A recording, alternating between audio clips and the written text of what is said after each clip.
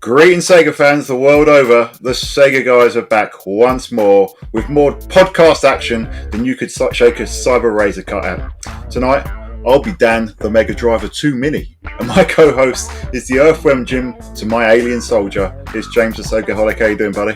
I'm no bad, mate. Yippee! A bit of Earthworm Jim.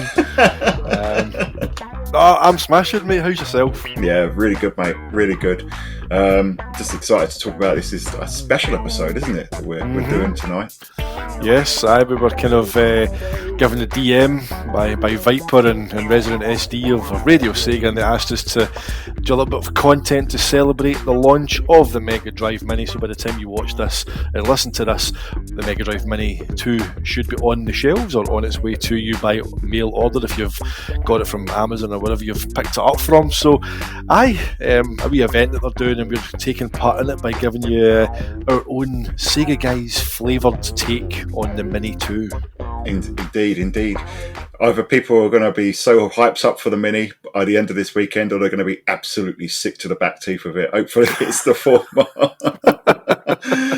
But mate, brand new Sega hardware, brand new Sega console in 2022. I think it's their third, isn't it, since the Dreamcast? That's what I was thinking. You got the Mini one, the Game Gear Micro, which I'd count as one console, not five, and then now the Mini 2. You've also had the Astro City Mini, and of course, and then they've had the Vertical Mini as well. The Astro City V, yeah, sorry. So, although they haven't kind of had official releases over here, but they're still out there. I know. Yeah, just get it done. Get it done. Make it so. They actually came down to I think was it 90 quid on Amazon, because you order for Amazon UK and then it comes, I think it gets shipped for Japan, but 90 quid it came down to, and I was like, should I? Virtua Fighter 1 Arcade Perfect, should I? And I'm like, nah, I left it, and it's back up time to 130 now, so I was like, did I get that, or did I get the Mini? And I'm thinking, I really fancy a Mega Drive 2, even though it's a wee tiny one. But no, it's good stuff. It's nice. I think, obviously, for kind of like younger folk who, you know, and the fact that we're now getting on in years, that there's people in their 20s who, you know, have never seen Sega actually release a console before. Yeah. So for us grumpy old bastards, basically, it'll be nice whenever the door goes and there's a box with a Sega logo and something new, that new hardware smell when you open the box, you know, the newness. So I'm looking forward to it, mate. Yeah, I mean, it wasn't that long ago as well that we were talking about mini consoles, because we had the Sega Saturn Mini, which I think we both agreed that we'd probably both prefer. But I think you can't go wrong with more Sega hardware in general. But you know, our listeners can check out that episode. It was only a few episodes ago on the Sega RadioSEGA history. But yeah, I think we're both excited for this one, mate. You've pre-ordered it. I'm still on the fence, but there is a lot about it that I am very, very keen on. Well, I say I've pre-ordered it. I've pre-ordered it as a Christmas gift from my wife. So, like, she's getting me for Christmas, but she didn't pick it. It was like, so, yeah, very, very kindly, I'm getting that. So, whether I get to actually play it or try it on October 28th, now that's the question. I might do the age-old, I need to test it to make sure it works. It's pre-orders in. It was quite strange. Whenever I first pre-ordered it, like within a day, it went out of stock. But then I think about 3-4 days later, it came back available to pre-order, and it's pretty much been available all the way through. And it is still available now at the time of recording. This point, but what 5th of October we're talking about. So we're still about 2 weeks almost out, or just over 2 weeks out from it actually, you know, launching, and it's still available to pre-order. It is an Amazon exclusive, so that's the only place you can get it. Yeah. So if well, people should have obviously maybe had it through by now by the time they listen to this, so I can't go pre-order it if you want it, because it'll be out by the time we listen to this. But no, I'm still available just now. So the kind of rumours that there was going to be like less made, apparently Sega were looking at cutting down, whether it was down to kind of part supplies or memory constraints or stuff like that it was going to be a fraction of the Mini 1's availability. But so far, it seems to be okay.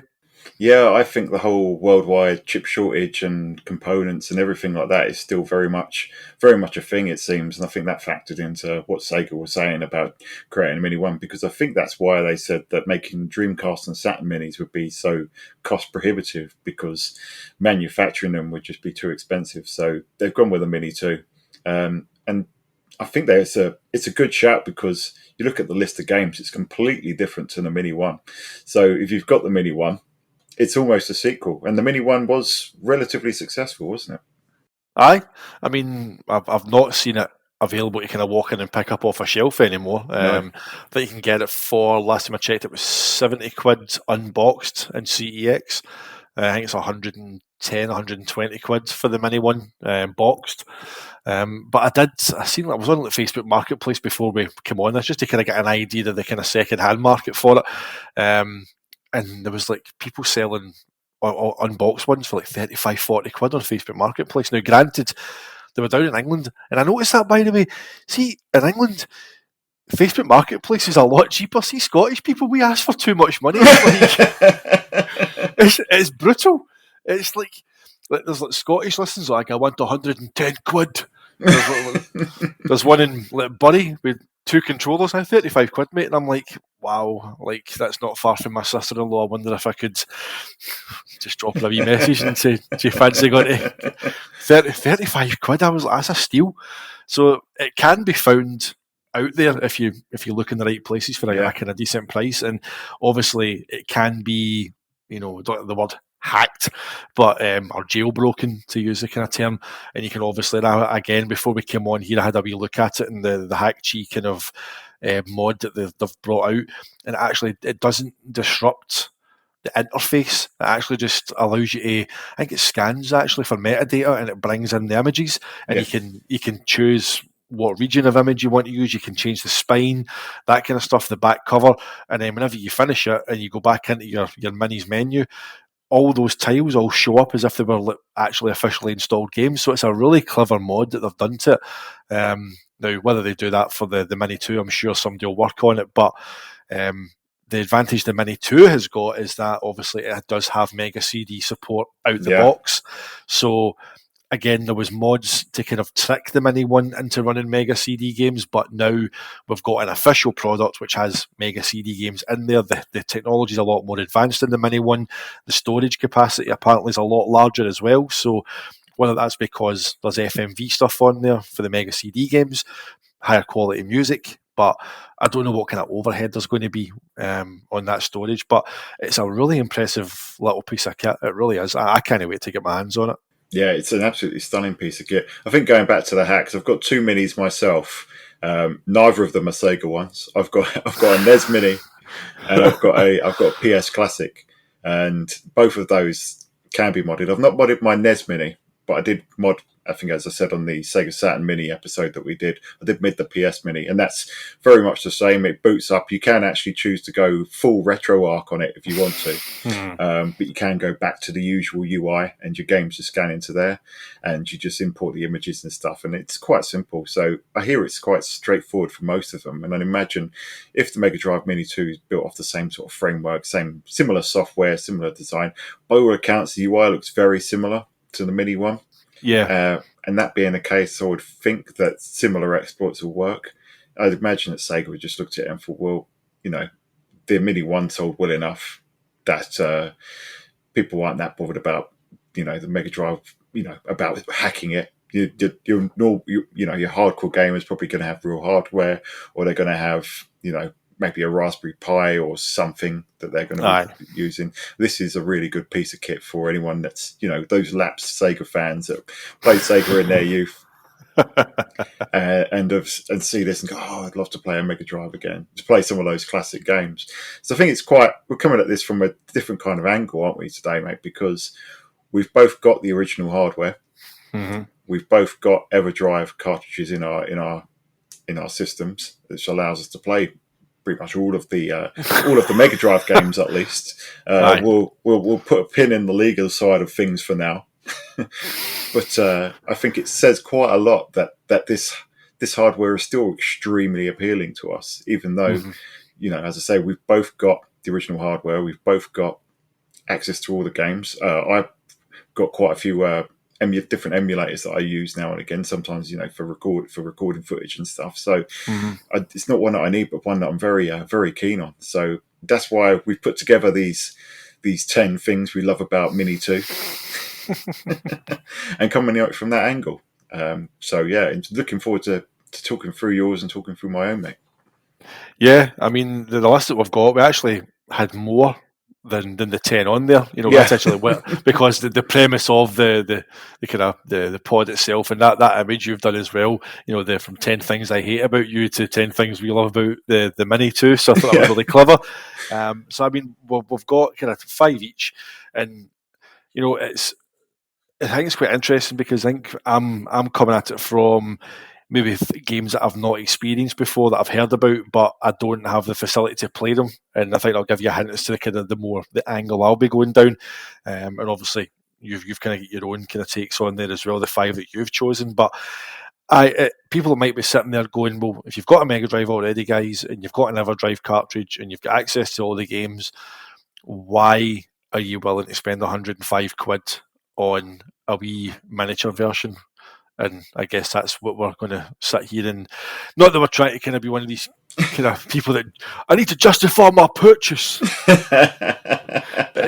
It's not that at all. I think it's a case of a big element of it is the fact that it's new Sega hardware, and I've always liked to kind of, I prefer the Mega Drive 1 design, but I've never had a Mega Drive 2, so this is a kind of nice wee chance to get a stripped down tiny wee version of it. But there's more to it than that, of course, which we will now get into. Indeed, mate, indeed. And I think before we do jump into that, I think it's worth saying that if you aren't using real hardware, if you do want to go the legal route and you don't want to spend hundreds, perhaps thousands of pounds building a library like this, it's still a really attractive, it's an amazing prospect. Like we were talking in the Sega Saturn Mini episode about the costs. We were totting it up when we were going on. Yep. Panzer Dragoon Saga would be £400, Shining Force 3 would be $200. That would bring the device's total value up to £2,000. So it's turn up at the Antiques Roadshow in 40 years. What have you got there? I've got this Sega Saturn Mini. This has Panzer Dragoon Saga on this. It's quite defined. It's like... and the thing is, mate, it's exactly the same for this. You've got Shining Force CD, which I always thought went for $150, but I can't seem to find a listing under £900 at the moment. What? Which is insane. Need one in your coffin? Yeah, exactly. Shock. Still shocked now. I looked at it before. I thought I'd double check before the episode started, so I bumped it up to 400. If you say 400, put it in the middle. It's still a lot. It's still Panzer Dragoon Saga levels of rarity, and you've got Streets of Rage 3 that goes 150 at least. Shining Force 2, 200. Ranger X, 120. Robo LS, 100. Night Strikers on the Mega CD, that's 140. There's plenty on there that just go for absolutely silly money.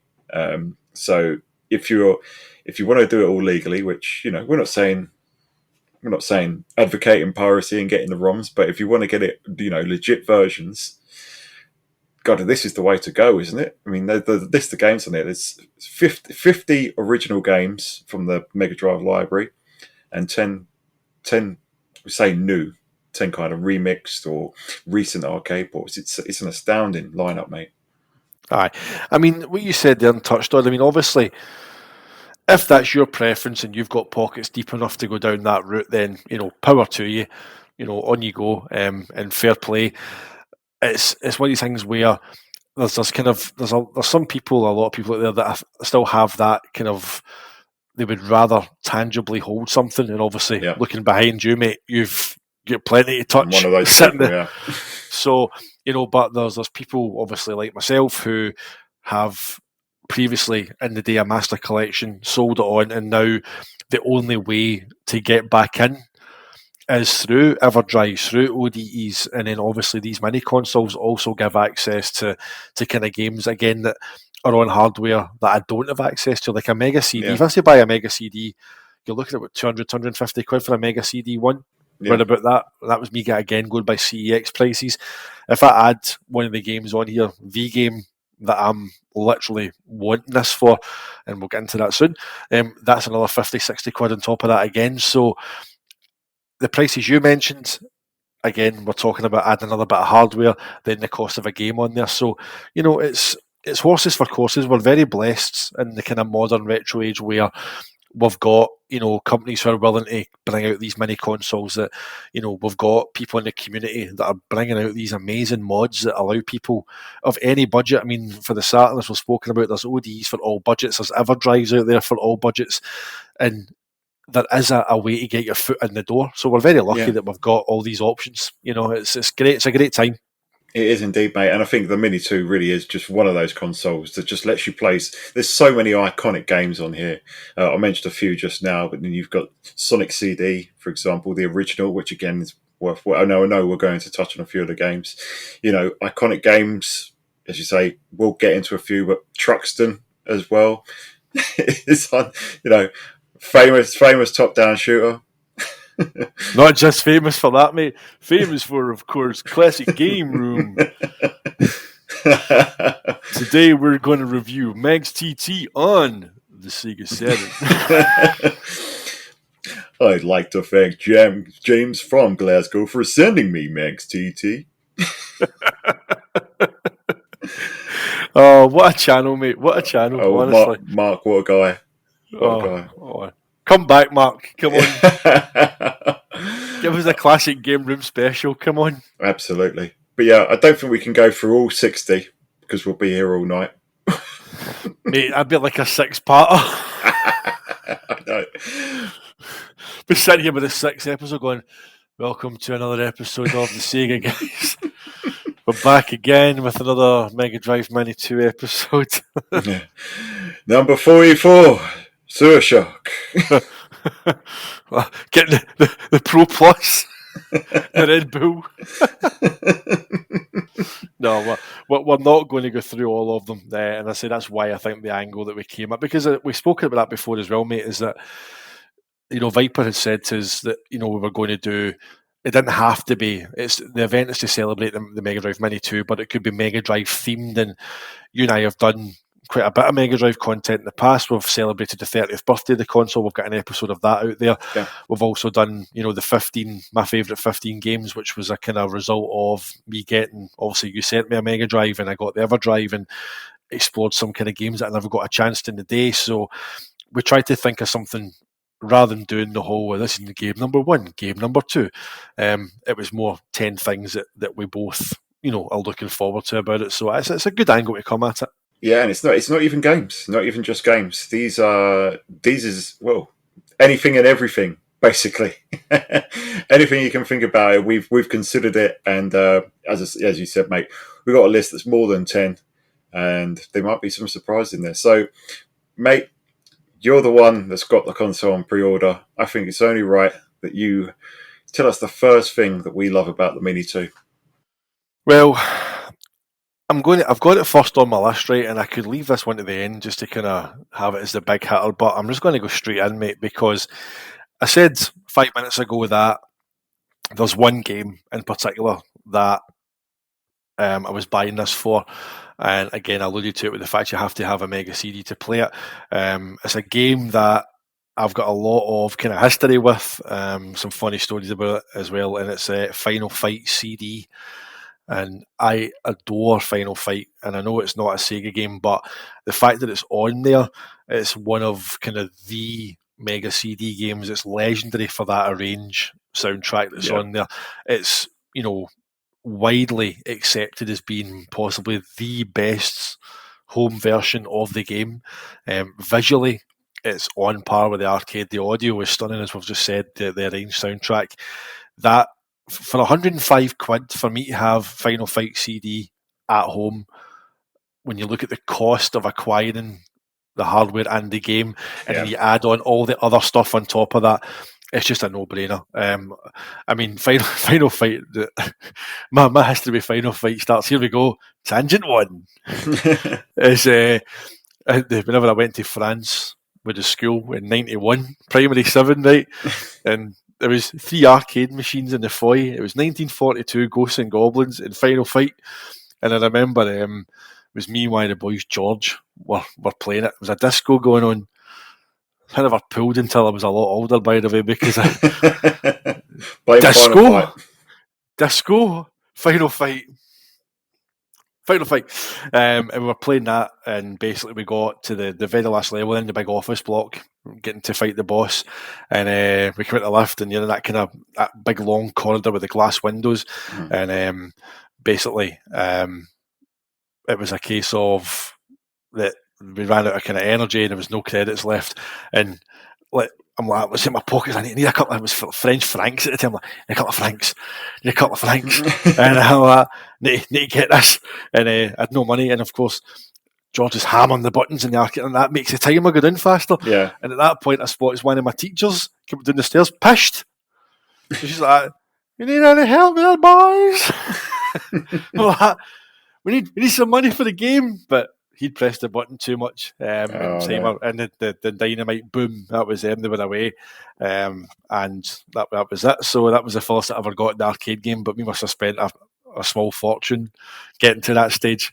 So that was the first time I played it, and then I had the Amiga version because whenever I went, obviously I got back to Glasgow, I had my Amiga by that time, and had the port on there, and at the time, whenever you're younger, and you kind of just accept the differences because you've got it at home, but it wasn't a great version. It really wasn't a great version. Was that the version where the developer had a few screws loose and put some sort of hidden messages in the code or something? Just an absolute rant. Aye? Yeah, I'm sure it was the Amiga version. No, I need to look at this. I have to find it afterwards.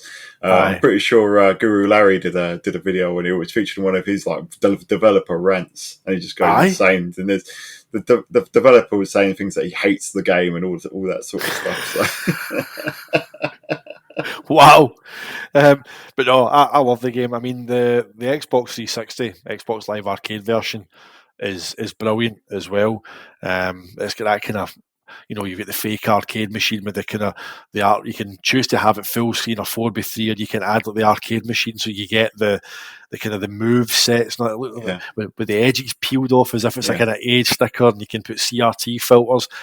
And I'm not sure if you can pick the arranged soundtrack in that one. I don't think you can. I think it is, but again, it's a great version. But the fact that the Mega CD version is so lauded and so respected and so kind of sought after, just for that soundtrack and the kind of rep it's got as being the best playing version. For me, that's that. Whenever that announcement came out, you'll remember it for WhatsApp, mate. The announcement came out for the Mini 2, and they brought the kind of initial list of games, and Final Fight CD came up, and I messaged, I went, Final Fight CD with explanation marks. That was the one that jumped out at me. So that's my first one, mate. Final Fight CD. Yeah, it's one of the biggest reasons to own it, mate. I'm lucky because I've got a copy of it. I've managed to get myself a Mega CD. I've had it for a good few years now, about 5 years. I was really lucky. I bought my Mega CD. We're going off on another tangent here. I bought my Mega CD and then eBay auction for junk Mega Drive and Mega CD in the loft, no cables, untested. Got it for 50 quid for a Mega Drive and Mega CD combo. I already had the Mega Drive. Yeah, and it was a Mega. I've still got that console because it's a very first generation Mega Drive. Wow. Where when you boot it up, it doesn't even have the Sega licensed and produced by Sega. It's one of those very early ones before the whole accolade legal battle. So it's a very early Mega Drive and Mega CD too. So I had a few AC adapters, plugged it in, and it's absolutely mustard. It worked straight away. I've never had an issue with it. So I was really lit. So got that and the Mega Drive for 50 quid. Nearly got it for nothing because Hermes, I was getting it delivered to my work, hiding it from the missus. Hermes lost it. Delivered it to, I think they delivered it to Argos, it turned out, down the road from where I work. And I ended up, ringing them saying it didn't come, got a refund from the seller, and all of a sudden it finally arrived. And but then I ended up paying the seller direct. He got a refund from Homies, I think, and eBay saw none of it, which, I've got a big problem with eBay at the moment, so they deserved it. But yeah, managed to get that for a decent price. And as for Final Fight on the Mega CD, I think I got that for about 20 quid because it was missing the back cover. And then I just got a reprinted back cover because it was like an incomplete one. Done with that with a few, actually. The other day I was saying about Skies of Arcadia and the Dreamcast. I got that really cheap because I bought disc 1 and disc 2 separately, both in broken Dreamcast cases. But you put both the cases together and you had a whole case. I take the front for you, the back for you, the insert for you. That's the thing, mate. It sounds a bit like me with this. Yeah. That's the thing. I cannot afford to. I mean, most of this behind me that I've got is, my childhood stuff, and the stuff that I really want. It's stuff that I really, you make concessions for. You get creative to save as much money as possible because I can't afford the sort of prices. And I'm pretty sure that Final Fight CD goes for about 80 quid if you want it complete. And then the Mega CD itself, you're looking at least, if you get a Mega CD 2, which I think that's probably the way to go there, at least more reliable, although the Mega CD 1 is such a gorgeous, gorgeous system. But yeah, you're looking at least 100 quid for a Mega CD 2. For that one game on the Mega Drive Mini 2, you're kind of making that up already. So, and it is my favourite way to play it. I love it more than the Xbox Live Arcade version. I actually prefer it to the arcade version because, one, the soundtrack, and two, because the hardware limitations of the Mega CD mean that there aren't as many enemies on the screen. It doesn't get as chaotic, which I think is a bit fairer. It's not quite SNES levels bad where there's only 2 enemies on screen at a time. It's no guy. Yeah, and no guy. But it still seems frantic enough, but it doesn't go over. Like there's some times in the arcade version when you're in like the is it stage 5 where you're walking along the beach, and you end up with like so many just hounding you. It's just it turns into a proper quarter muncher then. Even the tunnel whenever you come off the train as well before you even get to Sodom, that bit there can be quite chaotic as well. So I never knew it was a wee bit kind of reduced in terms of enemy levels, but as you say, it's not going to be as bad as the SNES were. Like as you said, you've got you and your two opponents. Yeah, but the Mega CD version, definitely my favourite version of it. So it's a great pick there, mate. Great one to start with. Boom. What about yourself, mate? What's your first one? My first one is save states and rewind functions. So I've gone for a function of the system, and the reason why I've gone for this is because it's quite easy to do it's quite very user friendly. Now I've got emulators that I can do this on, but it's still nothing like using the original controller on. Emulation is still not 100% perfect unless you go with something like Mednathan, and you get Mednathan? You get all the add-ons and all that sort of stuff. And yeah, for me, I do like the idea of a save state. And you can get save states of real hardware if you get a Mega Everdrive. I think you have to get the Pro, which in itself is, what are they, 180, 200 pounds these days for it's either a Mega Everdrive Pro or a Mega SD, and both of those are around the 200 pounds, which is double the price of this system. Now you do get, and I don't think they do rewind either. I think it is literally just save states on those. Right. So, and you and I, mate, we're both in very similar positions where we're both, men of our age, young children. Getting that gaming time is so sacred, so difficult sometimes. It's why something like on the Xbox Series consoles, Quick Resume is my favourite thing ever because I boot it up and the game comes up straight away and I can switch between games.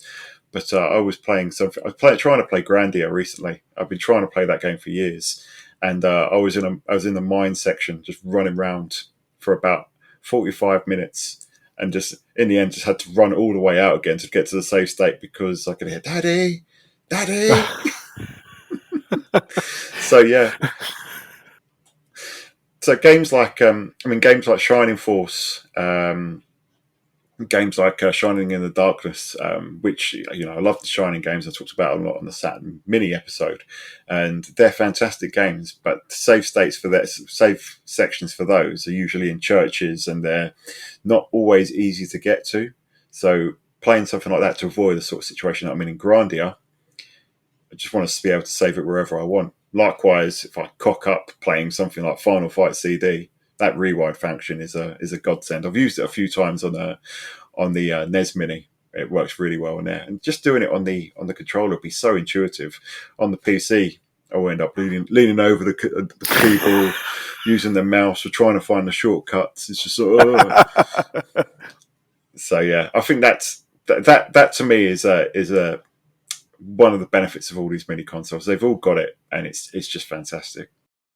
So it's a very much a quality of life addition, and it is one I think it does take into account that kind of more hectic lifestyle. Maybe Sega and obviously Nintendo as well with other kind of retro mini consoles, that maybe they're realizing that a lot of their audience will be people who had these as kids, and they're now older, so they maybe don't have the time, the disposable time to sink into games like that. So I play most of my games on easy these days because I don't have time to sit and spend 40 minutes trying to beat a boss or something like that.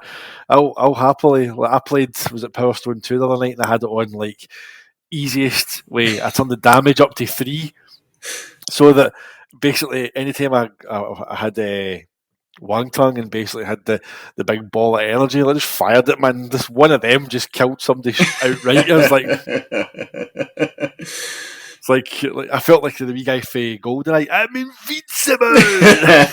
Good old Boris.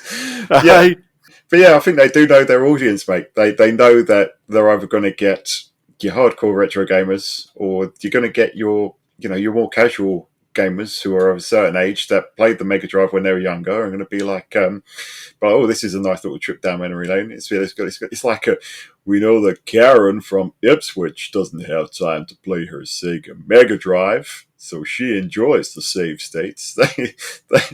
They know what they're doing. So yeah, massive bonus for me.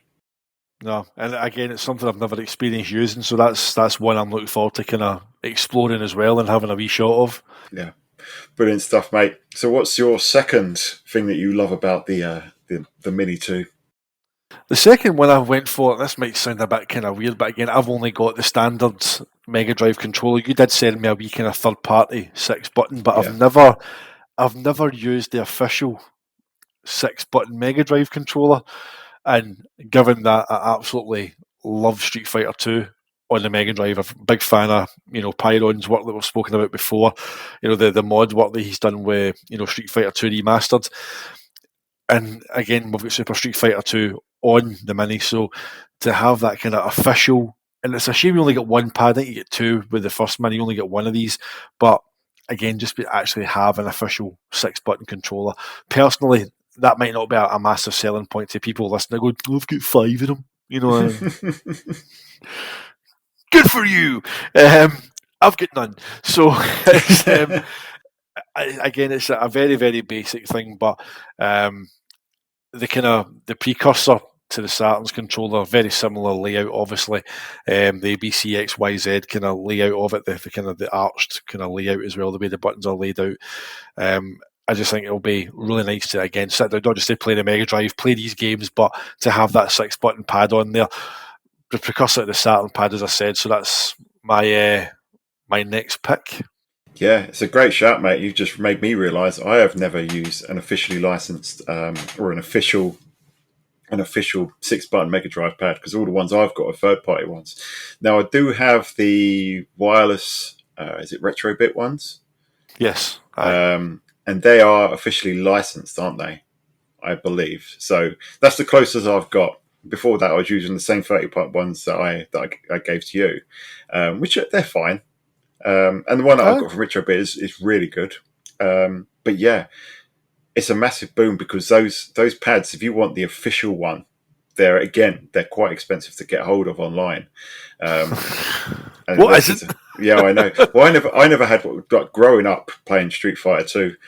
My first one was a quick shot control pad that I got with Street Fighter 2. That one lasted about a week before I rage quit against Dowsing and threw the controller at the floor and it smashed. So then, my uncle bought it for me for my birthday. I had to ring him up and apologise for being such a shit. Uncle, I'm sorry.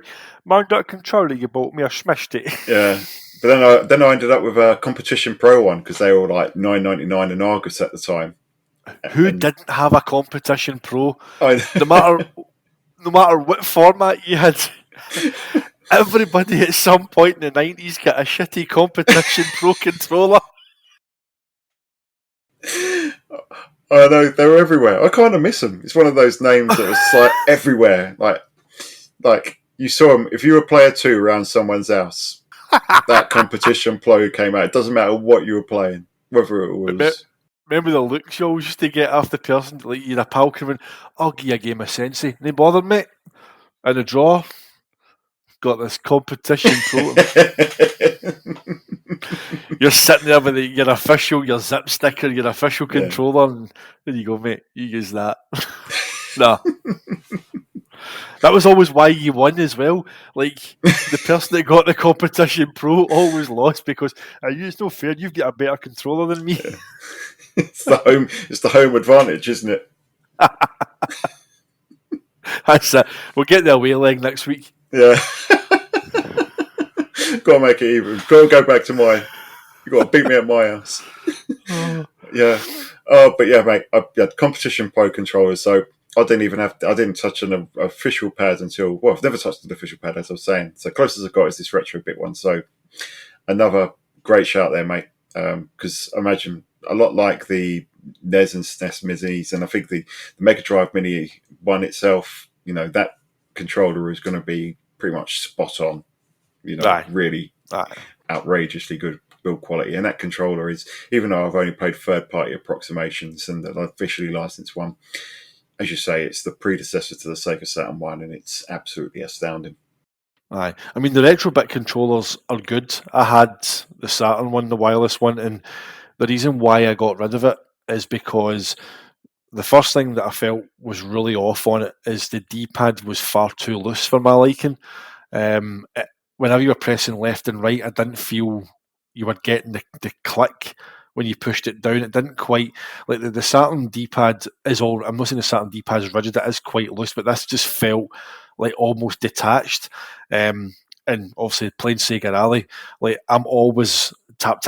I'm always kind of, if you watch my replays, you always see my car's wheels are twitching because I'm always readjusting on the surface.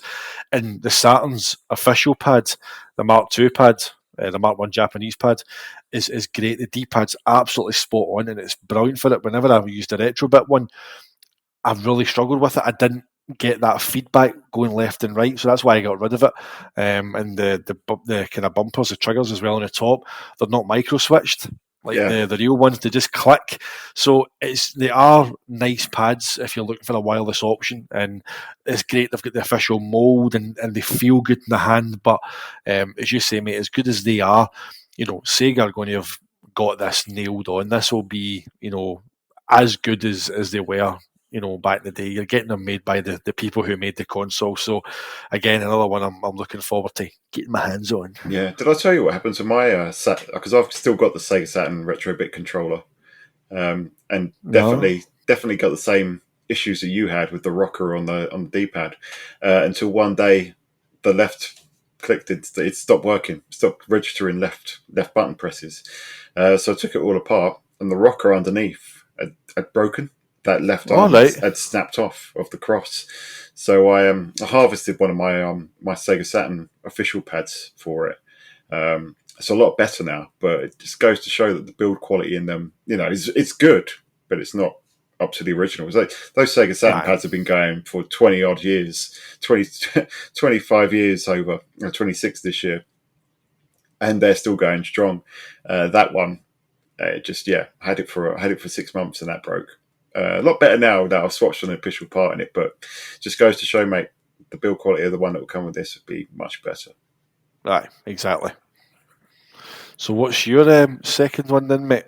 So, seeing as I've already mentioned these already, I might as well jump straight into them. And it's my next 1 point, but it's 2 games, and that's Shining Force 2 and Shining Force CD. Both of them go for absolutely obscene amounts of money these days. Shining Force CD, as I just said, goes for well north of £200. Shining Force 2 goes for about £100. Now, obviously, as I said, we've got the Ever Drives. I can play Shining Force 2 on the Ever Drive if I like to. I am trying to make my way through Shining Force 1, but it takes time, and because of lack of save states, which I've already touched on, it's very hard going. But what really appeals to me about these is, I could play Shining Force 2, but Shining Force CD, I don't have an ODE or anything like that for my Mega CD, and buying the real disc is not something that's ever going to happen at the prices unless I find all these gamers that find things at boot sales. I never find anything at boot sales except for FIFAs. So unless some sort of miracle happens, Mate, all I find at boot sales is shoes and cardigans. No, all I find is board games with missing pieces and stuff. But yeah, I'm not going to get to play Shining Force 3D CD anyhow. The one thing option I was looking at was a reproduction, which I did get a very good one for Snatcher a couple of years back. So that was an option, but it's still, something not quite right about that. And you always never know with reproduction CDs whether they're going to affect the laser or anything like that. So having Shining Force CD, the game that's worth, many times more than the actual mini console itself, preloaded on there with save states and rewind function. Again, it's another one that just feels like an absolute no-brainer for me. And I love the series so much, love the game so much. I've just never got to play those two there for cost reasons mainly. So yeah, bringing down that cost barrier, ramping up the accessibility options, just bring it on. And again, it's a series that I've not. I mean, RPGs aren't a genre I tend to kind of venture into too much. I mean, I remember getting, for example, at the height of the craze in '97, whenever Final Fantasy VII came out, and like everybody had to own that game. So I got my PS1 at Christmas, and I got Tomb Raider 2, Time Crisis, and Final Fantasy VII. And like my best mate Sam, his brother David, man, this boy was obsessed with Final. I mean, I have never seen anybody play. Like I used to go down to Sam's. Like you walk in Sam's front door, and the first room on your right was David's room, right? You just walk by, and all you used to hear was that's all you would hear. You'd peek in at some point. You'd have Shiva flying up in there and doing all our stuff, and it was like this boy loved that game, right? But I tried so many times, and I felt as if I always played it because it was one of those ones like kind of FOMO, like fear of missing out thing. People were talking about it in school, and I better play it. I better say I've got it, but I could never get into it. Jason will be sitting there probably cursing me, going because he's a big Final Fantasy guy. But it's again RPGs. I'm quite kind of selective. I mean, I want to play Grandia now. I've got the English translation again. It's a time aspect of it. That's the thing. Final Fantasy Panzer Dragoon Saga is probably the RPG that I've. In fact, it's the only RPG I've ever finished because it's only about 30 hours or something. Less than that, 20. I did a run in Panzer Dragoon Saga, and I did everything. It was 100% run, and that was getting excellent ratings on every single enemy, and it's still only clocked in at about 20 hours. There you go. So, this again with those save states, with the rewind function on there being built in, ready to go. There is no excuse for me not to finally. I can dip my toes in. I can go a wee bit at a time. I don't need to worry. If the shout comes from upstairs, I just leave it. I can save it and move on. So, no, good shout, mate. And it's again the kind of price aspect you touched on, and those kind of save states as well. So there's no reason why I shouldn't give it a go. Finally, absolutely, mate. Final Fantasy VII, I've been thinking about that a lot lately. We're going off another tangent now, but I was actually winding my wife up. We both work in the same office during the day down in here, and I was whistling one of the songs. I had it in my head from when Rufus Shinra gets promoted and they have the big parade. I had it on loop. It's just going, "Will you stop it?" But now I was thinking about it because I have a lot of love for Final Fantasy VII, but I keep coming up with this barrier in my head, and I'm gonna annoy everyone now, and I'm very sorry, Jason, but I don't think it's a very good game. I think it's more of a cultural phenomenon, Yes. and I have a lot of nostalgia for it. I absolutely adore stuff like the music. I just think maybe it's the translation, but the more that I go back into it and look at the story. So someone posted today, name a better antagonist than Sephiroth. I thought he really isn't that much of a great protagonist because antagonist because he is just basically a guy that had a hissy fit when he realised that that his mother wasn't who they said it was. Kefka from Final Fantasy VI is much better, but yeah, I'm still probably going to go back and play it again because I just have I have a lot of nostalgia for it. How can somebody say Sephiroth's a better enemy than Landy? Yeah. The guy literally kills your dad in front of you Yeah. and steals a mirror that's in your family for how long? And Sephiroth get mummy issues and decides to have a fit. That's it. It's just like he goes in, reads a bunch of books for all day. He goes, "That's it. I'm going to summon a meteor and destroy the world." And then, and I think most of the time, where you're not even fighting him, you're fighting his mum. Who's Genova.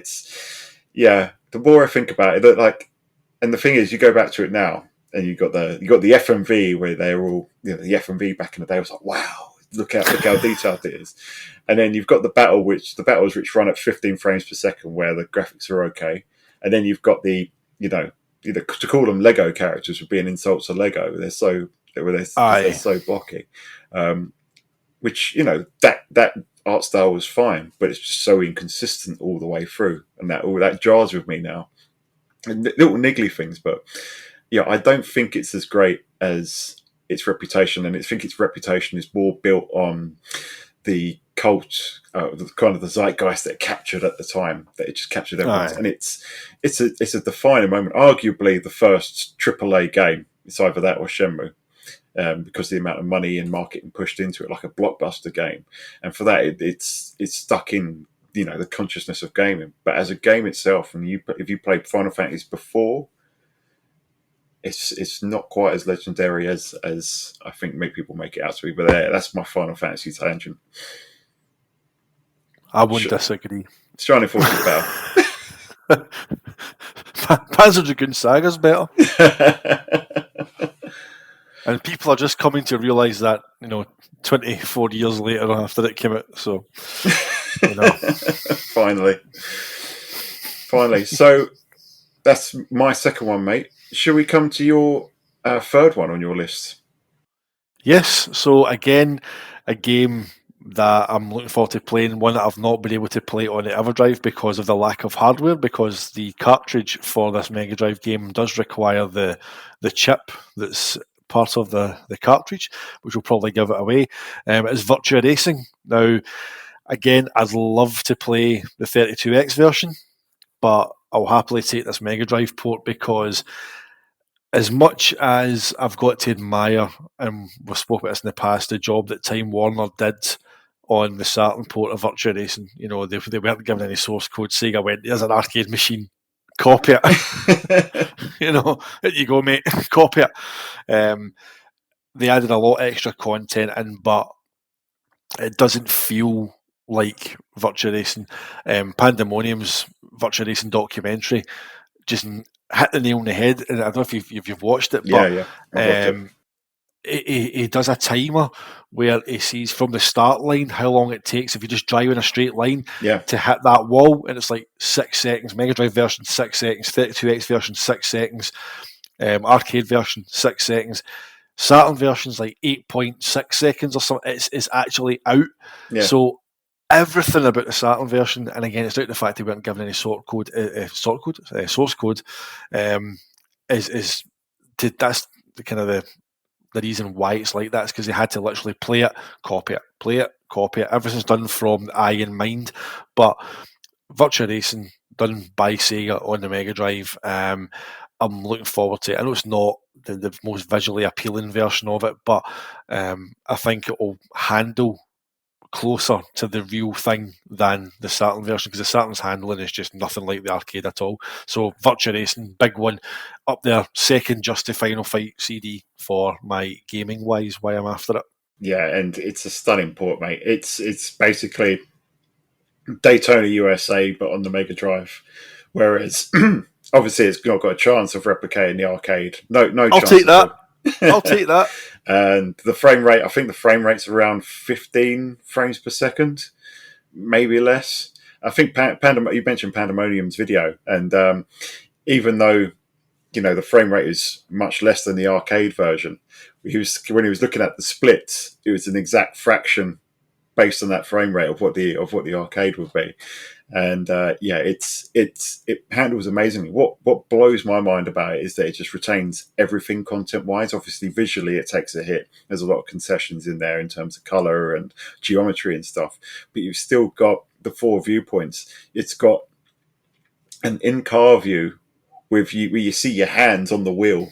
You think back to like PS2 era, Dreamcast PS2 era, all the way. I don't think getting that cockpit view became in vogue again until Forza Motorsport 3, maybe Gran Turismo 5 was the first one to bring it back in. See the hands going. Yeah, you didn't see that in polygonal games for decades. And this is a little Mega Drive with that sort of view, and it's I wouldn't recommend playing it that way. The hands are like right in front of the camera. They're like you can't. You can't see anything. Get the way. It's so impressive. It's incredibly impressive. The stuff that they did with that SVP chip. It's a shame that they didn't do more and bin the 32X off. But yeah, I've got the 32X version as well now, and that's really good. But I tend to cycle through all three, the Saturn, the 32X, and the Mega Drive version, because they've all got pros and cons. And the Mega Drive version, it's not it's not the strongest version, but it's a piece of history, and it's just still tremendous fun to play. I think G to the Next Level is a massive fan on it. He's got some stories about how he won a virtual racing competition. So the fact that they were doing very early esports with it just goes to show how important, how good it was. I mean, the fact that you kind of basically called it, the Mega Drive's Daytona. Yeah. So if you take everything we've said about Daytona on the Saturn, it does take a hit visually, takes a hit in frame rate, but they somehow manage to capture the feel of the arcade. Yeah. If that's how Virtua Racing works on a Mega Drive, mate, I'll be very, very happy with that. It basically, I mean, obviously you don't have Takanori Mitsuyuki singing his heart out on the soundtrack, but everything else applies. You've got the full game there that plays like the arcade. It obviously takes a hit visually, but content-wise, there's parity there. It's got all the viewpoints. It's got all the tracks. The music is mostly the same as the arcade as well. Obviously, the arcade is quite limited in what music comes out of it. So, yeah, it's a massive addition to this lineup, mate. And again, it's another good one for me because my Mega Drive's got the 32X plugged in, which doesn't work with the Mega Drive version of Virtua Racing. All right. So if I want to play the Mega Drive version of Virtua Racing, I have to pull the mushroom out, take all the wires out. It's an ordeal, and I don't want to go through it. There you go, mate. We're talking you into pre-ordering one here. You're going to talk me into getting it, mate. No. You'll have pre-ordered it at the time. You might even do it live on air. There we go, listeners. That's the challenge. We're going to get Dan to pre-order a Mega Drive Mini 2 on air by the time the show finishes. It's very possible, mate. It's very possible. So we've gone through 5, mate. And I think, as is our customary for our third season, I think we'll take a little musical interlude. And this is a big favourite of yours. So do you want to introduce our listeners to this one?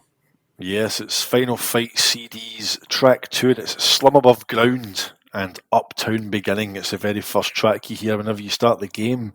Enjoy the electric guitar in this one.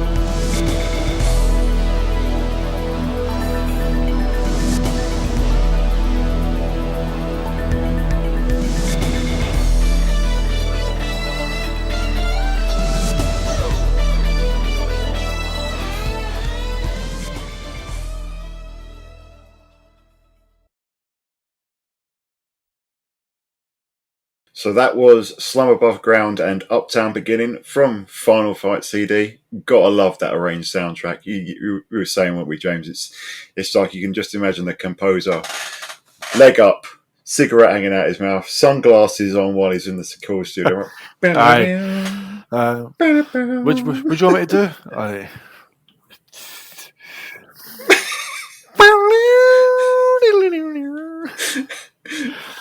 It's just so cool, isn't it? You can imagine it like in a jazz club or it's something.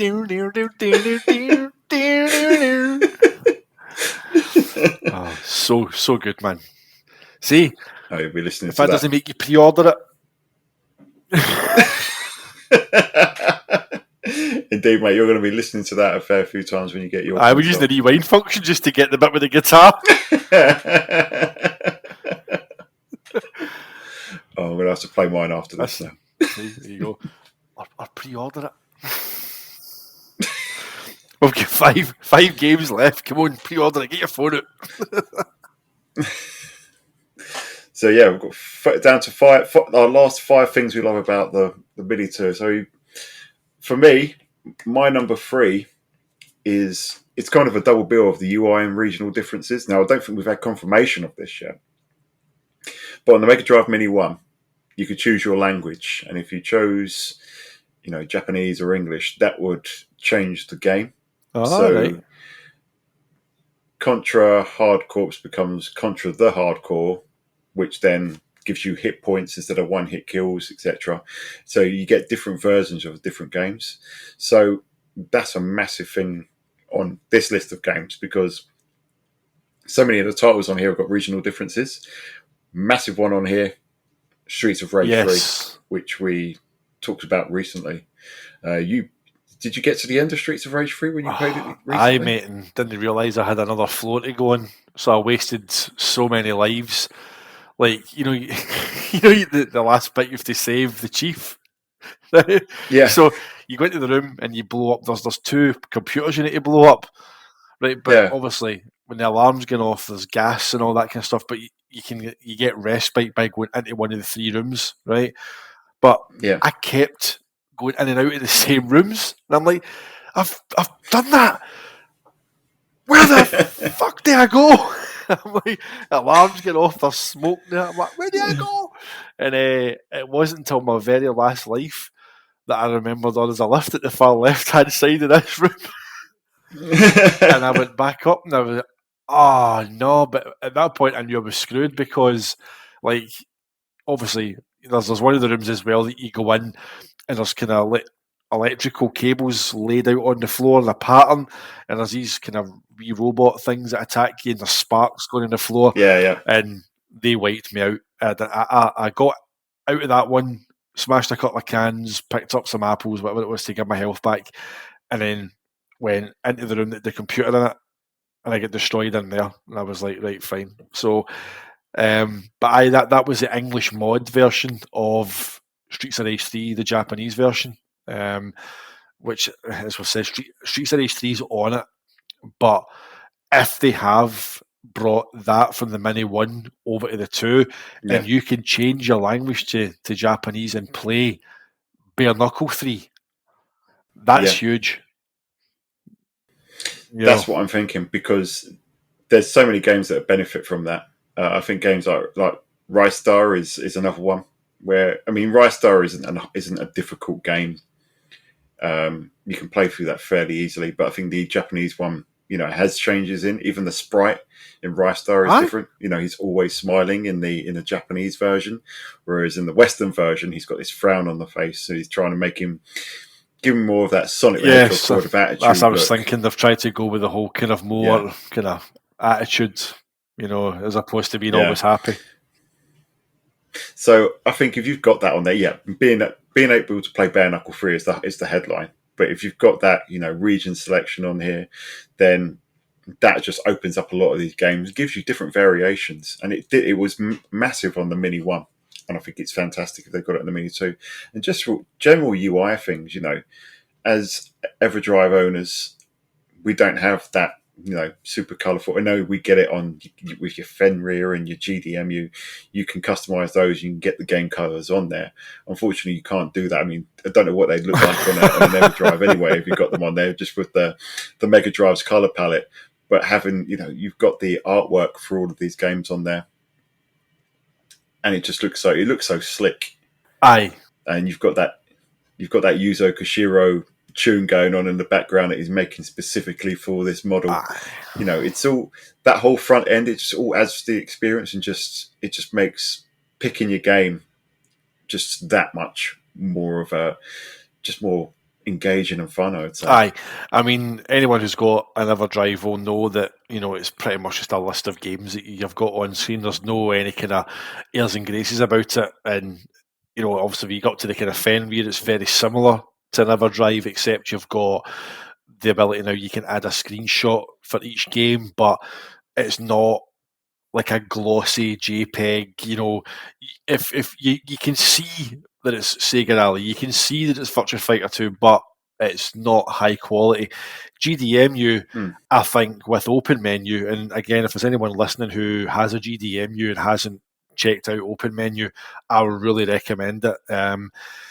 It's still evolving. If you go into Dreamcast Talk forums, there's a big thread on there. The guys that made it are on there. They're always adding kind of artwork packs as well onto it.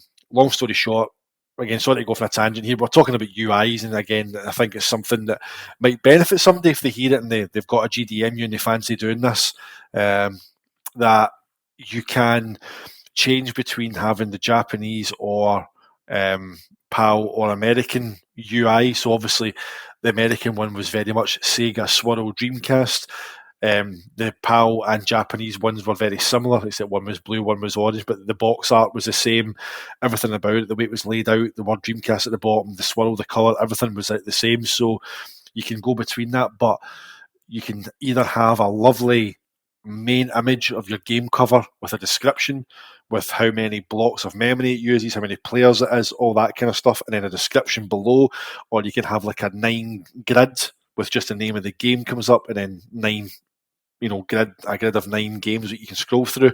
So, excuse me, that's probably the closest unofficially that you would have a glimpse at what a Dreamcast Mini UI would look like.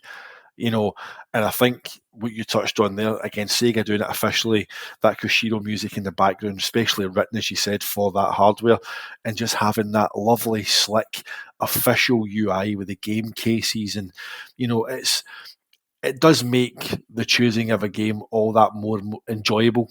Maybe you don't own the games anymore. Oh, I used to have that, and a wee bit of nostalgia that you used to have that game in your hand when you were a kid and stuff like that. So, the UI aspect I think is a big thing, and again the fact that when you can mod it, as we touched on the Mega Drive Mini 1, that you can still scan metadata and add the artwork for those games on, and you still get to keep that UI. I think that's massive. Yeah, I think so, mate. It just adds just to the whole experience of using it, and it's all in keeping with the console itself. I know, obviously, they as you say, super glossy JPEGs, ultra clean menu and images, but it's still very much it has that veneer of 90s Sega. It really the Mini 1 was fantastic with that. I've seen the artwork that I've seen for the Mini 2. I don't think I've seen the actual the UI in action. But from what I've seen from backgrounds and everything like that, it does seem like it's going to be at least very similar. But realistically, it's probably going to be the same. So even if it's the same, that was one of the biggest things about the Mini 1, one of the most attractive things. And this one, yeah, hands down, it's one of the biggest kickers for me. No, absolutely, mate. Again, can't wait to get my hands on it and actually use it. So with that in mind, mate, what's your next reason for pre-ordering yours? Number 4 is another game, and it's Night Trap, right? Now, this might be a game that has, got a reputation beyond what it deserves, because obviously it was a game that obviously the US courts got all involved, and they wrongly and stupidly said it was like, oh, it's like, it's a game where you're there and you're harming women and kidnapping women, and the actual premise of the game is that you have to set up the names in the game, Night Trap. You set up traps to capture the invaders, and then you've got the crazy thing where it was too violent, so they've got these things where they suck the blood out them. It's like, it's so stupid. Like, how this get taken to the Supreme Court or something, and the fact that this is a game that led to the kind of ratings coming in, the Sega helped bring in the kind of the video game rating system that we would now see, for decades now. Yeah. And I just think it's a game again that it's become legendary in terms of video game history. Just because of that whole court case and everything that it helped to kind of inspire.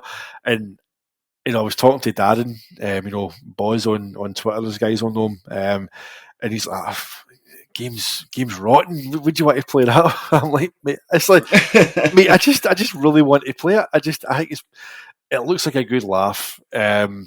I don't think it's a game that ever did take itself too seriously, given the plot and the things we're talking about there.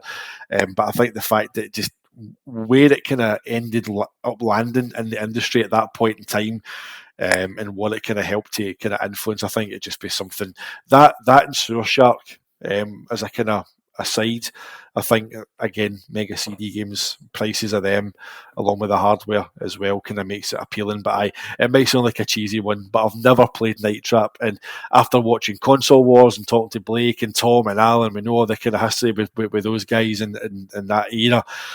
I just want to play it, mate. I just think about something that I think if you're a Sega fan and you've not played Night Trap, given the history that it's got in Sega's kind of golden era of the Genesis Mega Drive, I think just you've got to play it. So I can't wait to give it a go.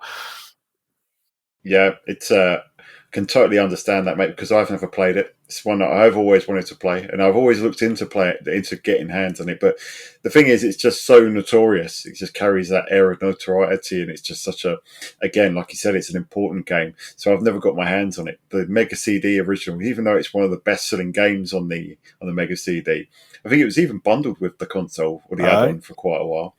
Yeah, you'd see Mega CD with Night Trap, and you see the box art from with the young lady on there. But yeah, so I think the game's quite expensive to pick up. I've never seen it for a decent price, and limited run games re-released it, and of course that was exorbitantly expensive, so I didn't go for that. So it's one that's always evaded me. So that would be, I definitely want to pick that up. And I know it's not meant to be great. I know it basically, what I know about how it plays, it basically sounds like a very early version of like Five Nights at Freddy's. It's basically monitoring CCTV, and you're trying to trap the guys with Dyson vacuum cleaners, trying to. The kind of clip that we've all seen, the three guys creeping down the stairs, and then the trap door opens as a puff of smoke, and the guys fall through it. It's like you took that to court. I know, it's bonkers, isn't it? Because didn't they have the original plan was to have vampires in there, and they would actually bite the ladies around the neck, and but no, they've got this. But, yeah, there you got these. Oh no! You got basically a team of Black Noir from the boys coming in with a vacuum cleaner. They are as well, they're the absolute spit. Oh man, no, just crazy, absolutely crazy. Yeah, that game got a 15. I don't know what it's rated now, but it's got a 15 rating there, didn't it? No way does it deserve it. There's nothing in there to say that it's a 15. It just got leapt on because it was taken so badly out of context. Like, just everything about it, they just looked at it and took it all the wrong way, and then it just became what it is. It's notorious, but it just looks like it's full of so much cheese. But I just feel that I need to play this. It's like, it's historical. It's just, I feel that, again, I didn't have the hardware at that time when that was coming out. So looking at it, as I said, after watching Console Wars and talking to Blake and stuff like that, to be able to experience it, I think it's quite important. So that's why it was one of my 5. Yeah, I'd love to play it, and yeah, again, it's another one that's got me reaching for that pre-order button on on Amazon right now. Maybe before the end, I order one. But it's quite funny when you think of you see the clips from that whole court case, and you got Howard. I think it's It Howard is. Lincoln sitting Aye. there going, Night Trap will never be on a Nintendo system. Fast forward, fast forward 10 years or 20 years or so, and you got it on the Nintendo Switch. No, I mean, aye, it's just mental, mate. Honestly, aye, you see the footage of that, and it's all so serious, that court case, and like these guys literally are ripping this game to shreds, and like they're not getting. Like, I watched the Sega Lord X talking about it as well, that Night Trap as well, and it's like, based on complete misconceptions, and that's exactly what it is. It's like, I don't know how they've managed to look at these scenes and take from it. Maybe, I don't know, because like video gaming was still relatively not so much new, because gaming since the 70s, this was the 90s, but you were kind of getting into an era where it was in CD-ROM and it was viewed as interactive kind of movies, maybe, and they thought that this was just too graphic to have on a game system. Yeah, But aye, madness, mate, that they ever took that to court. well, I think everyone took it seriously except for Sega, Aye. didn't they? Because they threw in the guy that came over to Sega from Nintendo, didn't they? And he basically just riled him up. He brought in the Super Scope with him, saying this is a weapon that Nintendo give to children. It's a bazooka. Yeah. Oh, no way. Yeah, I think Sega are the only ones seeing it for what it is, just all a bit of a nonsense, really. Aye. I mean, the fact that they already censored it, that by removing the vampires. I mean, why would vampires be breaking into a house? It's like, Yeah. I don't know. I think it's one of these games that I'm going to play it and just literally push myself laughing while I'm doing it. Honestly, it's just like, That's it, mate. We don't know, and we really want to find out. and that's why it's on the list. That's why it's on the list. Oh Dear. So what's your fourth then, mate? So my fourth. So I'm gonna kind of combine two games again here. So, but generally, my fourth is around super scaling. So the first one is another game that I really want for the Sega Mega CD. Another game I'm never going to be able to afford. And that game is Night Striker. Super scaler game. One of the few that actually takes advantage of the Mega CD's scaling hardware and does scaling properly. And it looks amazing. It's based on an arcade game. And it looks just so much fun, incredible fun. Flying through that futuristic city, blowing things down, amazing. But then on the other hand, you've got Space Harrier 2. Now, I'm a massive Space Harrier fan. Space Harrier for me is quintessentially Sega. The music, the premise, the gameplay, everything. Absolutely adore it. Now, I do not like Space Harrier 2 on the Mega Drive. I don't know if you've ever played it, mate. Have you ever Very briefly. Very briefly. I had it on the EverDrive. It's just very briefly, but not had a good run at it. Yeah, my biggest problem with Space Harrier 2 on the Mega Drive is just that it's just so jerky. It's just like I don't know what is wrong, why it's coded that way, why it performs that way. But Space Harrier 1, the port on the Sega Master System, is much smoother, and it's the same with Thunderblade for some reason. Those very early Sega Mega Drive games from 1988 in Japan just don't run well at all. But Space Harrier 2 especially is really disappointing because it feels jerky. I think it runs at half the frame rate of most Mega Drive games, and the animation is things just you just see them very jerkily come towards you. Whereas again on Space Harrier on the Master System, it's a lot smoother. And while things don't scale properly, the animation between them is a lot more subtle. So it looks like they are actually scaling, but with Space Harrier 2 it doesn't. So the idea of having a Space Harrier 2 with proper scaling, as we should have seen maybe on the Mega CD back in the day, is a very, very attractive proposition, because then that's kind of, Space Harrier 2 is not going to be a game that delivers what a sequel to the original Space Harrier should have been, but this gets somewhere close to remedying what was a massive issue. So yeah, Night Strikers and Space Harrier 2, just super scaling in general. Just two games doing proper super scaling on, what would be essentially Mega CD hardware. Very attractive. We did see that enough in the Mega CD era. As Sega Lloyd X likes to point out, we should have seen it with games like Outrunners.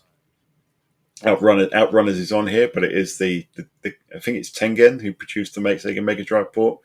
Again, always runs in split screen mode. That's right, aye. So it's disappointing that, but yeah, Space Harrier 2 and Night Strikers, some good old super scaling action going on the Mega Drive. That's my fourth pick. Aye, and it's a very good one. I mean, Night Strikers, whenever I looked at it, the first thing that came to mind when I watched kind of footage of it was Bulk Slash. I don't know why. It kind of made me think of it, and it's the way that kind of futuristic city, as you said, the way it's kind of scrolling by, and also you've got this kind of your vehicle and it's up and down and kind of shooting enemies. It did remind me a lot of kind of Bulk Slash at a glance anyway. And Space Harrier 2 speaks for itself. That the Mega Drive port, you said, wasn't the greatest, so to see Sega utilising that scale of hardware in the Mini 2 to finally do it justice in the home. Another reason to pre-order, mate. Another one, yeah. I mean, just Night Strikers, I just love. It's all of that flying car, isn't it? It kind of just turns into a Back to the Future 2 DeLorean.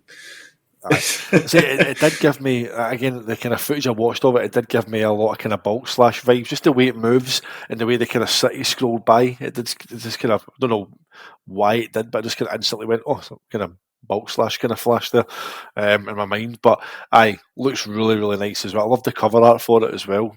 Don't know, I'm a sucker for that. And I know I don't own physical games, but I'm a sucker for that. A nice bit of case artwork. It's like whether you go between the PAL ones. Like I'm not a great fan of the Virtua Fighter Remix PAL cover, but I like the Japanese one because it's got that kind of more comic book style. I like the fact that it's something different with that. So I do like to kind of have a wee look at the kind of the case art on it. And Night Strikers has got that kind of kind of 80s, early 90s kind of sci-fi theme with the kind of looks like it's a kind of grid effect with the green logo and stuff like that. So I love that. I love all that sort of stuff as well. Yeah, the green logo that kind of fades out, but with like kind of like a sort of like dot matrix sort of style. Brilliant. So it's brilliant stuff. Yeah, it's the game. I've never played it. It just looks incredible fun. Especially you look like you're in it, as I say, in a DeLorean that flies, and you're going through like the city from Blade Runner. What more could you want? Who needs Cyberpunk 2077 when you've got games? Exactly, like mate. I mean, they've announced a sequel, I think, for Cyberpunk. You don't need that. You just need Night Strikers on a Mini 2. It's just that. Exactly. That's it, mate. So coming down to your last thing that you love about the Mini 2, rounding out your 5, what would that be? And I'm not going for a game or a feature. I am going simply for the form factor. Again, I love retro gaming to be minimalist, and it's why I'm a big fan. Cost as well, obviously aside, but I'm a big fan of the whole, ODEs and EverDrives because, clutter is a big thing. I don't have the room. I mean, I'm very fortunate that I get 4 shelves in the spare room to keep my consoles as it is. So, and I've got a drawer with my controllers in it, so I'm lucky enough to have that. So in terms of any kind of, maybe bulk of kind of cases and other things lying around, and adding another console is always a kind of question about, where's that going to go? And I think the fact that the Mini 2 is, obviously the Mega Drive 2 is smaller than the Mega Drive 1 in terms of it went from a rectangle to a square. The design did change, but the Mini 2, I mean, I was on Amazon before we came on. It's 12.8 centimetres wide. It's 3.2 centimetres tall, and it's 11.6 centimetres long. This thing is ickle. Like, I look at Gareth Bale doing Love Hearts here. But it's... Didn't I send you so small. Sent you a picture, didn't I? I said it's about the same size as this Viennese pack of Viennese swells that I've got. It's right. It's absolutely tiny. So it's something that, again, obviously it's USB powered, so you can fire it in behind your TV. Or, I mean, that's the kind of the good thing about it as well. It being that small, you look at what you're doing now. You've got like your Now TVs and your Fire Sticks and all these kind of devices that plug in the back of your telly and kind of get. Not that I'm going to hide mine out the way. I'm going to have mine on a shelf, kind of proudly sitting there. But again, it's along the line of these kind of devices that are that small and they're kind of plug and play that. If you've got a smart telly and you've got all these apps on it, you could essentially, for all intents and purposes, have a Mega Drive built into your telly, because you can just have it plugged into a USB port in the back of your TV and out the way, and you turn it on and off you go. But no, it's insanely small. I mean, the fact that you've got an official size 6 button controller with this tiny wee box, it's got to be crazy. So again, when it comes to kind of saving space and kind of having that kind of ease of just finding somewhere to put it and use it, I just think it's absolutely crazy that they've managed to shrink down that level of technology, that they've went more advanced again. It's got more storage. Obviously, we know storage has got ridiculously small. You get like micro SD cards for 256 gig and stupid numbers like that. Yeah. But I think the fact that they've kind of been so true to the design, like you look at the kind of adverts for it on YouTube on the official Sega channels, is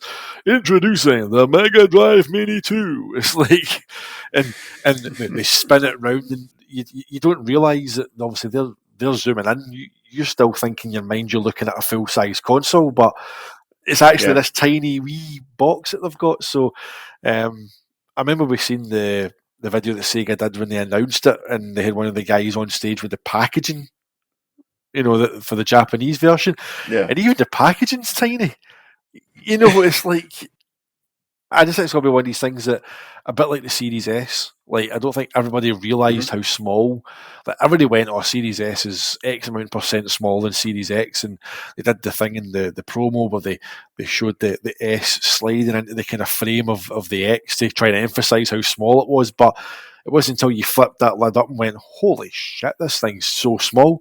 I think the Mini 2 is going to be like that. I think whenever you flip that lid open, you move the controller out the way and you dig in and you actually pick up this wee tiny box wrapped in plastic. You paid £105 for that. So form factor, mate, I think it's a big thing. Just especially for me personally. So I just think it's amazing I've packed in that kind of tech into such a tiny wee device. I want to see a Mega Drive 2 Mini, but the Mega Drive Mini 2 is actual Mega Drive 2 size, but the controller is the same size by comparison. It's just but no, mate, it's a massive thing about it, because I keep thinking in my head, as I say, I've got a Mega Drive and a Mega CD. If I want to move that, I've got to unhook it all from, the current setup. And the biggest pain in the arse with the Mega CD is that it's got its own power supply, and of course it's not just the figure 8 cable with a plug coming out. It's obviously the great big AC adapter, and then the Mega Drive's got a great big AC adapter, and you need two of those big bad boys that fit in the plugs. And the AC adapters are so thick that they won't even sit next to each other. You got to space them out. So you got that, and it's like, you're going to lug this big console and both of these huge plugs about if you want to play it in a different room. It's just not going to fly, is it? So if you could play it in your normal setup, and then you pick it up, slip it in your pocket or something, and as you say, take it into your front room, USB into the USB slot, and tell you that away you go. You can play it somewhere else. Got friends over for dinner. They don't have to come to the console. You just bring that to them. You want to play a bit of Street Fighter 2? Want to play a bit of Final Fight? There you go.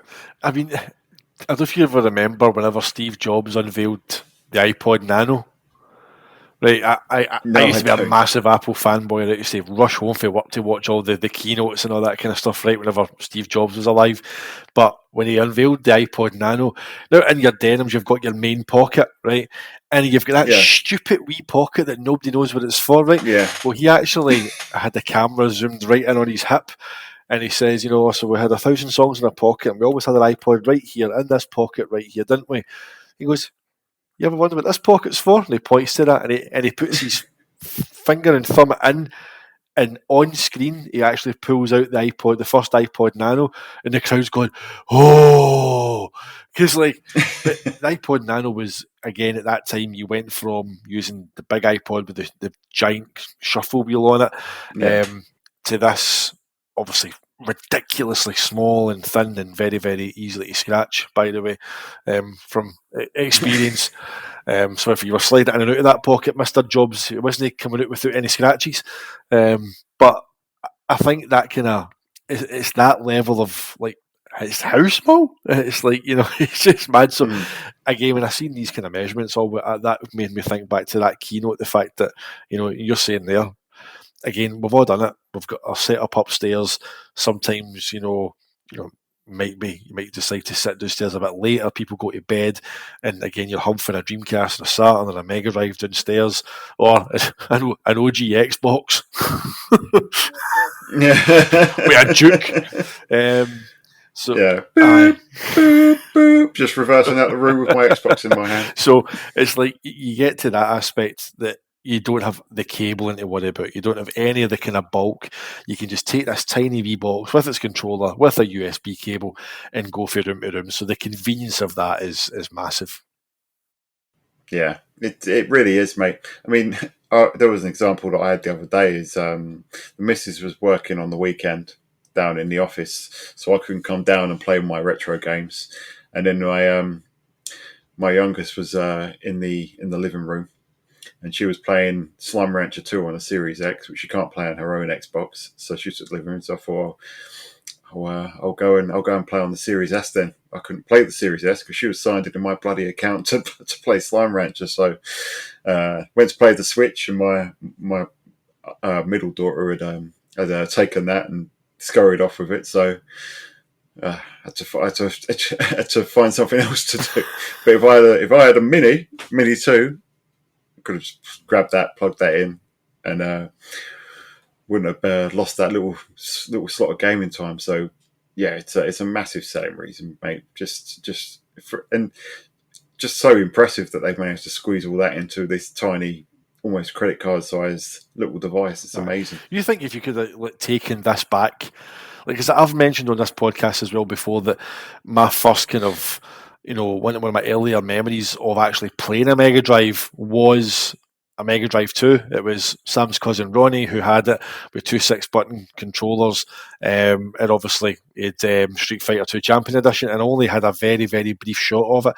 And I also remember there was a school friend who had a Mega Drive 2, and it was the Aladdin pack. And I also remember the box for that again, that bundle, that lovely kind of Disney themed with the picture of the Mega Drive on the front with the Aladdin stuff around the bottom. So it's just kind of great to think that you could go back and maybe show yourself back then. Well, see, in 30 years' time, it's going to be this size. But you would lose your mind if you could go back and actually show yourself what they've managed to do. The way technologies went is crazy. Obviously, we're kind of old enough that we've seen most of the advances. Yeah, but crazy. It is, mate. So my last one then kind of feeds on the back of yours, and I've got in here HD output, filters, and settings. Now, for me, I've got my stuff all hooked up to a CRT, which is nice. I do love having a CRT. It means that I can play light con games, transparencies and stuff are kind of the way that developers always intended. There's just a lot to like about playing it through a CRT, but there are times when I do want to try and play it on a display, whether it's just because, as I say, about changing rooms if I've got the MIDI console, or if I want to capture something, if I want to capture some footage, it's easier to just plug into a HDMI recorder rather than going through, right, well, I've got an RCA lead or have I got a SCART lead and I'll plug that in there, and it just becomes a bit of a nightmare. And then of course, if you want to get a SCART, if you want to get a HDMI adapter, they can get, if you want a good one, they can get quite expensive, can't they? So buying a decent HDMI adapter for the Mega Drive, probably not something that I do out of the gate just for the Mega Drive itself. But with all the other benefits that we've got, all the games, you've got the 60 games, all the compactness of it all, how portable it is, the UI, all these other little lovely accoutrements. Couple that with the fact that it just plugs into any HD setting, and that's a massive selling point for me. Maybe not for others who have already got HD solutions for their consoles, but for me personally, having a little device like that you can just plug into any modern display and have it display exactly as it's supposed to. The EUI 1080p, the games correctly, correct aspect. I think you can stretch them. You can do like pixel perfect and stuff, but they do mostly display. The default setting is that they display it 4:3 without a border, or you can have a choice of borders for how you display it. I think there's some scanline options on there. So having all that, in addition to having the console itself, I think that's a massive selling point for me. That's actually a really good point, mate. I mean, we've talked about cost, right? We've talked about the cost of buying the hardware, buying a Mega CD, buying these games, right? But that is an absolutely brilliant point, because, again, the fact that you're going to get, an output 1080p, proper razor sharp, you're not going to have to worry about going to buy an OSSC or any of the kind of expensive cabling options to get that pristine picture. So again, you're getting that out the box. Frog in my throat there, guys, sorry. But I mean, for example, I don't have a CRT, I'm looking for one. A kind of maybe a smaller one. It says why play Virtua Cop, basically. That's that. But I've got various, and I have used various solutions for HDMI. Going back to when I first obviously got the Mega Drive off you, I've got it was a SCART to HDMI adapter, and I know like Retro RGB, and he's done all these kind of videos, and this piece of junk and all that, and they actually held that up, and I'm sitting going, oh my god, man, I use that. This introduces 5 frames of lag, and I'm like, well, I don't feel 5 when I press jump, Sonic jumps, but I mean, these guys have got all the kind of tools not to measure these things, so that's fine. But there's budgets for cables for everybody. I've used the Hyperkin cable on my Sega Saturn. I've had 2 of those reliability issues. Sound went on one picture, went on another, loose cabling. I've had it open. I've tested the solder joins on it. I just don't know what's wrong with it. So I've finally bit the bullet, and I've ordered a Rad 2X. They're available to pre-order. It cost me 65 quid. Right, that's the thing. And I don't doubt the quality of it. It's highly regarded. It's got the RetroTink technology in there. Various people in the community that we speak to have got them, swear by them. The smoothing option's meant to be absolutely fantastic. But 65 quid is more than half the price of a. Now, obviously, we're talking about the Saturn cable, but there is a Mega Drive version for the Mega Drive 2 with an adapter cable to make it work on the one. And that's also 65 quid delivered. So, it's half the price of the Mini 2. So, it's a great point, mate. Absolutely brilliant. So many of these cables are so expensive. And as you say, there's cables for every budget. But most of the time, you're looking at least, 20 quid for a cable that, as you say, Retro RGB, you'll probably just say, don't use this. It's a pile of rubbish. So, and as you say, you're looking at £50 upwards to get a decent one. Whether it's Kaiko make decent-ish ones, don't they? But they're still they're excellent. I mean, they're about 35, 40 quid. I've got 2. I've got the Kaiko for my Dreamcast, and I've got one for the original Xbox. And Jason Madison hooked me up with the Xbox one for an excellent price. Good man. But they go for about 35, 40 quid. The Kaiko ones now, again, they're excellent, but it's still leaning towards, 40 quid, 35, 40 quid for a cable is a lot of money. We're talking about cost of living crisis and that kind of thing. And again, that's that could have been 1 or 10 cost of living crisis. It's like, if you want to kind of retro game on a kind of budget, I suppose this is ideal for that kind of thing. But go back to the cables. As I say, the Hyperkin cable cost me 30. HDMI to SCART or SCART to HDMI was like 15. So And I'm not going to be one of these people who will go on social media or go on YouTube or Twitter or whatever and chastise somebody for that. See, if you buy a cabling solution and you hook it up to your telly and you like it and you can play those games and you're happy with them, power to you. There's too many people, I think, that sort of kind of shit on people's choice. Like I remember ages ago, I took a photograph of my screen of Power Stone, and somebody replied to me and said, and I quote, "You need to spend," and it was a guy with like 54. It wasn't one of the big accounts. I'm not having a kind of thinly veiled dig at any of the kind of big creators or anything. This was just a random guy, 50 odd followers, that just kind of came out of nowhere and said, to get a decent picture out of the Dreamcast, you need to spend at least £200. And I thought, well, that's nonsense. But this is somebody who obviously had an OSSC and had all the best of gear and was obviously wanting the absolute pinnacle of picture quality. But if you've picked up a 20 quid lead and you're happy with the picture, you're happy with the sound, it feels responsive and you're enjoying it, batter in, enjoy it. Nobody's going to say it, Absolutely. But it is a great kind of point you've made, because it's something we never factored in. We've talked about the hardware cost, we've talked about the software cost, but the cost of getting it from there to a modern telly, Yeah. Yeah, if you've got the original hardware, cabling it up to a modern telly is it's not cheap. But yeah, I mean the package itself we're talking it's £105, yeah. So on one hand, £105, you got your Sega Mega Drive 2 Mini, 60 games, and there's a fair few of these games which will take upwards of 40 hours to get through. Shining Force CD, Shining Force 2, Shining in the Darkness, and Phantasy Star 2 are all going to take upwards of 40 hours. There's a lot of game time in there, not to mention your arcade classics. For a £5 or less, you could pre-order the pack for Modern Warfare 2 to get the additional content with it. $99.99 for Modern Warfare 2. That's one game.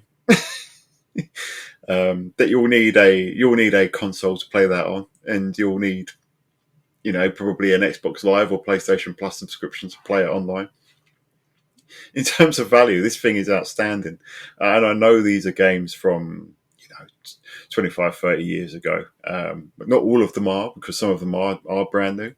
But yeah, when you start factoring stuff in, like the cost of the games in the second-hand market these days, the cost of what cabling would cost to connect it to the TV, it starts looking like just such an attractive proposition that, God, I really am talking myself into getting that pre-ordering. We're not far from wrapping up here, folks. Is Dan going to pre-order one before the show ends?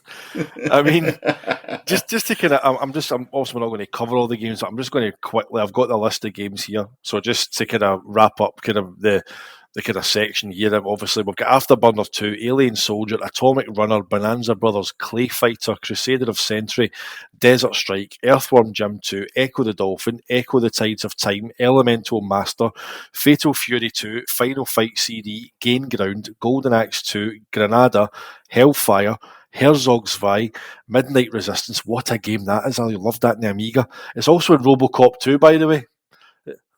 It's a machine that whenever he pushes Duffy, it falls over. Officer Duffy, have a seat. Poof. Night Striker, Night Trap, Outrun, Outrunners, Phantasy Star 2, Populous, Rainbow Islands Extra, Ranger X, what a game. Rise Star, Robo Aleste, Rolling Thunder 2, Sewer Shark, Shadow Dancer, Shining Force CD, Shining Force 2, as we've touched on, Shining in the Darkness, Silkpede, Sonic 3D Flicky's Island, Sonic the Hedgehog CD, Toot Toot Sonic Warriors. That's another one. See if they've got the ability to change, because I love the Japanese soundtrack. You can do anything in there. Oh my god, what a tune! Splatterhouse 2, Streets of Rage 3, Super Hang-On, Super Street Fighter 2, The Ninja Warriors, The Ooze, The Revenge of Shinobi, Shining Force 4, Toe Jam and Earl, Panic on Funkatron, Truxton. We've got a great game here, Victor Man 2. We'll finish this off like Mark. Viewpoint, Virtua Racing, War Song, You Many Mystery Mansion, and thank you to Richard from Sheffield for sending us that copy. Bonus games, Deviant Pie, Fantasy Zone, Space Harrier 2, Spatter, Star Mobile, Super Locomotive, and Puyo Puyo Sun. So, I mean, there's not many games there. I mean, I might not have played them all, but I have heard of them all. I've certainly seen footage of. I mean, that is a hell. I mean, some folk on Twitter earlier were kind of saying, "Oh, the lineup's not that great," and you know, it's astounding. That is a great lineup for £105. The amount of gameplay in there is unbelievable. Yeah, and the fact that they haven't copied any games over from the Mega Drive Mini 1. You know, even if you've got Mini 1, this is pretty much essential. I mean, I would have loved some of the stuff that's on the Japanese launch, so on the Japanese version. So the two Luna games are on there, two more RPGs. So I would have loved to have something like that on here. And yeah, Shin Megami Tensei, another great one that's Japan only. And of course, the biggest hole in there is, of course, Snatcher. Yes. And that is a crying shame because that is hands down one of my favourite games of that entire generation. I only got to play it for the first time a few years back, and it did not disappoint. It's absolutely amazing. But you know, that's just a handful of games out of a list of 60 games of just unbelievable quality. I mean, mate, I think it's a must-have. Well, I mean, you touched on Snatcher, and that's the big one. That's the big Mega CD one that I think everyone was looking for. But there was also kind of talk, obviously, it did come out in the Saturn a couple of years later, but it was only in Japan. And there was talk of, you know, are they going to do a fan translation? And I think the kind of consensus as to why the fan mod community is not touching Snatcher on the Saturn is because there is a Mega CD port.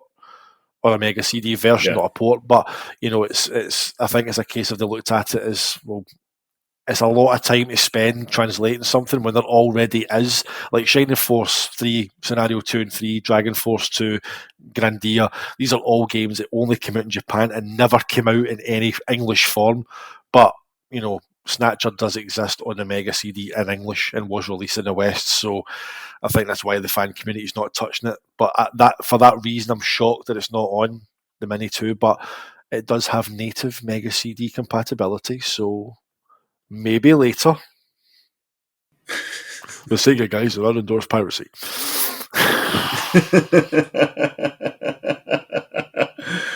I think on that note then, mate, our 10 things that we love about the Mini 2, there they are. Do you agree with them? What games are you interested in for the Mega Drive Mini 2? Are there any that you wish that were on there? Are you getting a Mini 2? Well, if you're listening to this, you may have missed your chance because the pre-orders may have all gone. But we'd love to hear from you. You can reach out to me at Swooper_D. You can reach out to James at the Segaholic. You can catch the account at Sega Guys. Until next time, stay retro, stay Sega. We will see you on the Sega side. Sega!